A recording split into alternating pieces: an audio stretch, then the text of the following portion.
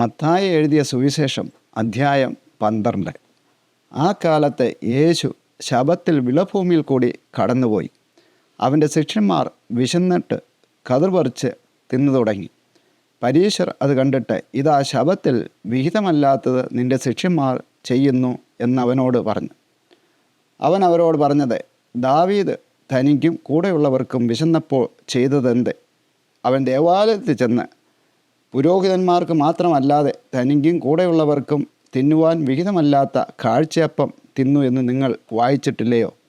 അല്ല, ശബ്ബത്തിൽ പുരോഹിതന്മാർ ദേവാലയത്തിൽ വച്ച് ശബ്ബത്തിനെ ലംഘിക്കുന്നു എങ്കിലും കുറ്റമില്ലാതെ ഇരിക്കുന്നു എന്ന് ന്യായപ്രമാണത്തിൽ വായിച്ചിട്ടില്ലയോ?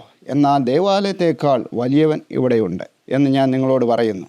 യാഗത്തിലല്ല, കരുണയിലത്രേ ഞാൻ പ്രസാദിക്കുന്നു എന്നുള്ളത് എന്ത് എന്ന് നിങ്ങൾ അറിഞ്ഞിരിക്കുന്നു എങ്കിൽ കുറ്റമില്ലാത്തവരെ കുറ്റം വിധിക്കുകയില്ലായിരുന്നു. മനുഷ്യപുത്രനോ ശബ്ബത്തിന് കർത്താവാകുന്നു.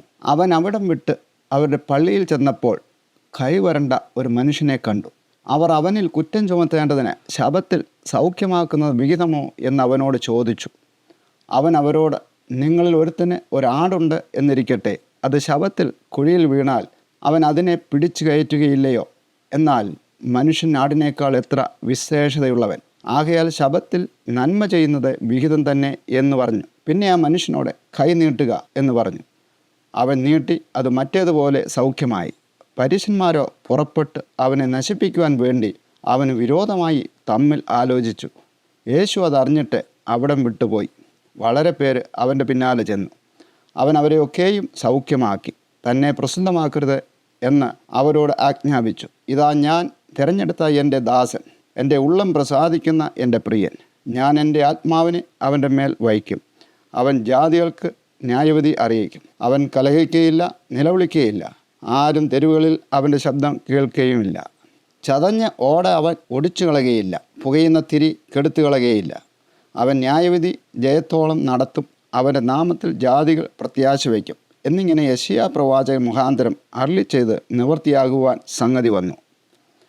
അനന്തരം ചിലർ കുരുടനും ഊമനുമായ ഒരു ഭൂതഗ്രസ്തനെ അവൻ്റെ അടുക്കൽ കൊണ്ടുവന്നു.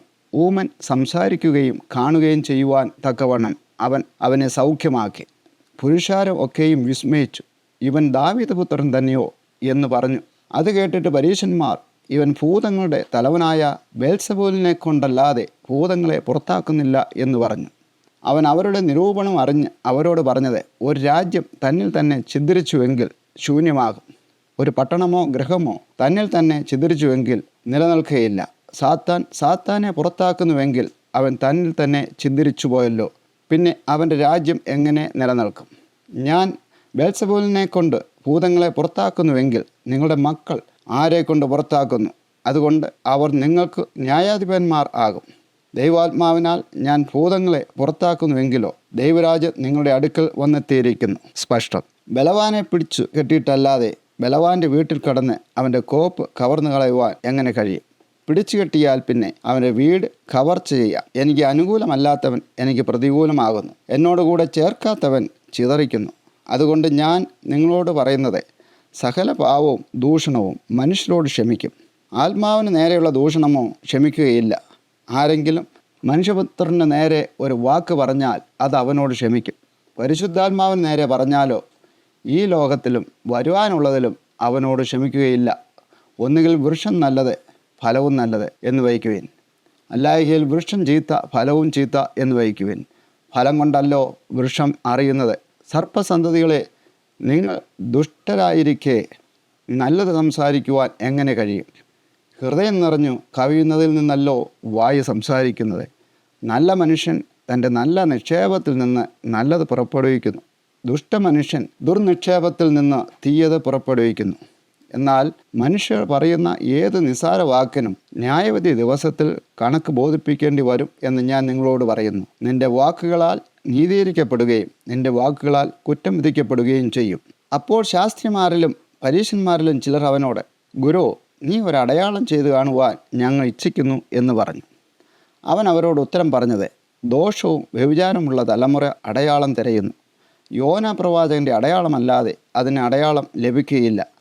യോന കടലാനയുടെ വയറ്റിൽ 3 രാവും 3 പകലും ഇരുന്നതുപോലെ മനുഷ്യപുത്രൻ 3 രാവും 3 പകലും ഭൂമിയുടെ ഉള്ളിൽ ഇരിക്കും. നിനവേക്കാർ ന്യായവിധിയിൽ ഈ തലമുറയോടെ ഒന്നിച്ച് എഴുന്നേറ്റ് അതിനെ കുറ്റം വിധിക്കും. അവർ യോനയുടെ പ്രസംഗം കേട്ടു മാനസാന്തരപ്പെട്ടുവല്ലോ. ഇതാ ഇവിടെ യോനയിലും വലിയവൻ. തെക്കേ രാജ്ഞി ന്യായവിധിയിൽ ഈ തലമുറയോട് ഒന്നിച്ച് ഉയർത്തെഴുന്നേറ്റ് അതിനെ കുറ്റം വിധിക്കും. അവൾ ശലോമോൻ്റെ ജ്ഞാനം കേൾക്കുവാൻ ഭൂമിയുടെ അറുതികളിൽ നിന്ന് വന്നുവല്ലോ. ഇവിടെ ഇതാ ശലോമോനിലും വലിയവൻ. അശുദ്ധാത്മാവ് ഒരു മനുഷ്യനെ വിട്ട് പുറപ്പെട്ട ശേഷം നീരില്ലാത്ത സ്ഥലങ്ങളിൽ കൂടി തണുപ്പ് അന്വേഷിച്ചുകൊണ്ട് സഞ്ചരിക്കുന്നു, കണ്ടെത്തുന്നില്ല താനും. ഞാൻ പുറപ്പെട്ടു പോന്ന എൻ്റെ വീട്ടിലേക്ക് മടങ്ങിച്ചെല്ലും എന്ന് അവൻ പറയുന്നു. ഉടനെ വന്ന് അത് ഒഴിഞ്ഞതും അടിച്ചുവാരി അലങ്കരിച്ചതുമായി കാണുന്നു. പിന്നെ അവൻ പുറപ്പെട്ട് തന്നിലും ദുഷ്ടതയേറിയ വേറെ 7 ആത്മാക്കളെ കൂട്ടിക്കൊണ്ടുവരുന്നു. അവരും അവിടെ കയറി പാർക്കുന്നു. ആ മനുഷ്യൻ്റെ പിന്നത്തെ സ്ഥിതി മുമ്പിലത്തേതിലും വല്ലാതെ ആകും. ആ ദുഷ്ട തലമുറയ്ക്കും അങ്ങനെ ഭവിക്കും. അവൻ പുരുഷാരത്തോട് സംസാരിച്ചു കൊണ്ടിരിക്കുകയിൽ അവൻ്റെ അമ്മയും സഹോദരന്മാരും അവനോട് സംസാരിക്കുവാൻ ആഗ്രഹിച്ച് പുറത്തു നിന്നു. ഒരുത്തൻ അവനോട്, നിൻ്റെ അമ്മയും സഹോദരന്മാരും നിന്നോട് സംസാരിക്കുവാൻ ആഗ്രഹിച്ചു പുറത്തു നിൽക്കുന്നു എന്ന് പറഞ്ഞു. അത് പറഞ്ഞവനോടവൻ, എൻ്റെ അമ്മ ആര്, എൻ്റെ സഹോദരന്മാർ ആര് എന്ന് ചോദിച്ചു.